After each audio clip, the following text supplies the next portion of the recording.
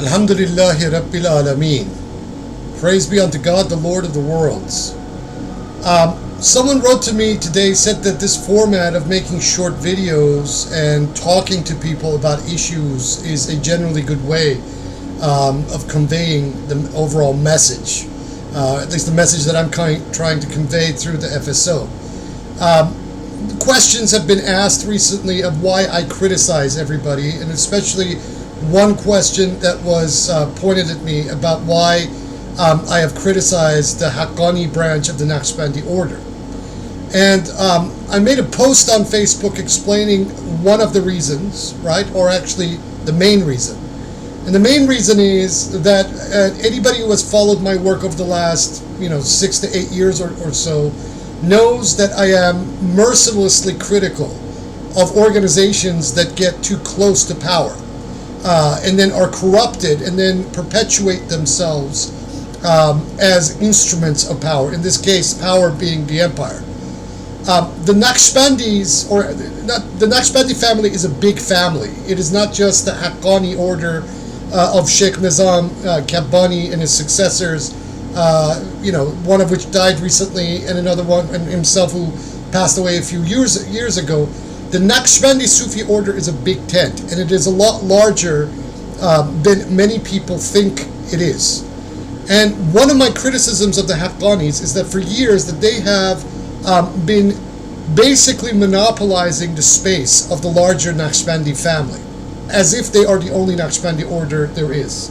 I think this is a very, very problematic thing, and it also goes to the issue of the integrity of a given organization that tries to claim itself as the sole representative of a larger trend or a larger phenomena that exists in various iterations.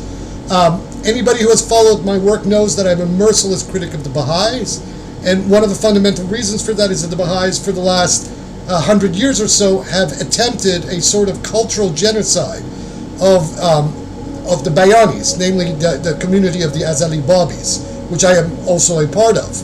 And they have gone on to misrepresent what they're about, their own history, and also especially to try to monopolize a given space of discourse in claiming that they are the sole representative of a given idea.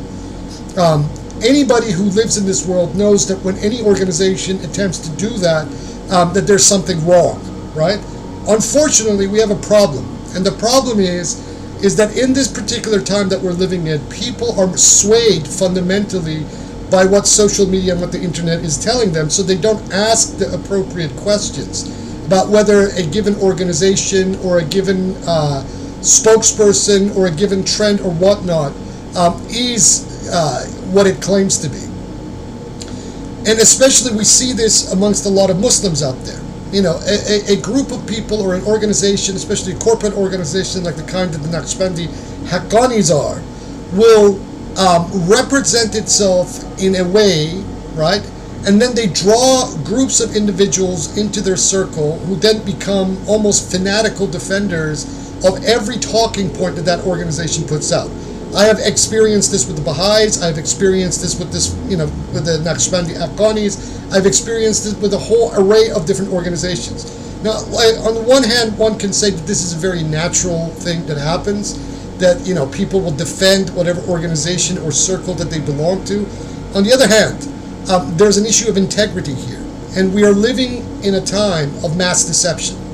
And in this time of mass deception, if you are any kind of person of conscience, any kind of conscientious person, any kind of person that claims to be wayfaring on a spiritual path, then it is incumbent on you to do your homework about any group of persons, any organization, or even any individual out there who makes certain representations about themselves. Now, that doesn't mean that everyone's record or track record is as unsullied as yogurt.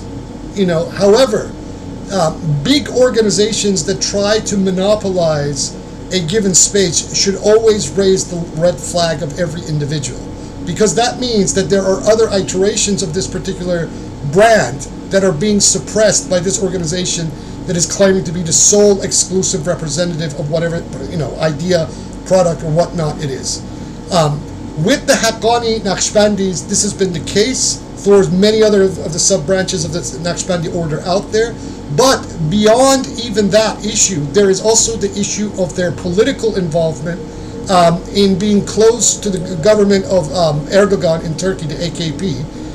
And even more important than this, these rumors have been substantiated again and again by multiple individuals, is that during the last phase of the war in Syria, the Haqqani branch of the Naqshbandi order was basically giving safe haven to many of these takfiris, many of these head choppers and whatnot, who were coming back to Turkey from their sorties in Syria at the time. These people are mass murderers, right? They're NATO stay-behind groups, Islamists, working on behalf of NATO and on behalf of the government of Erdogan.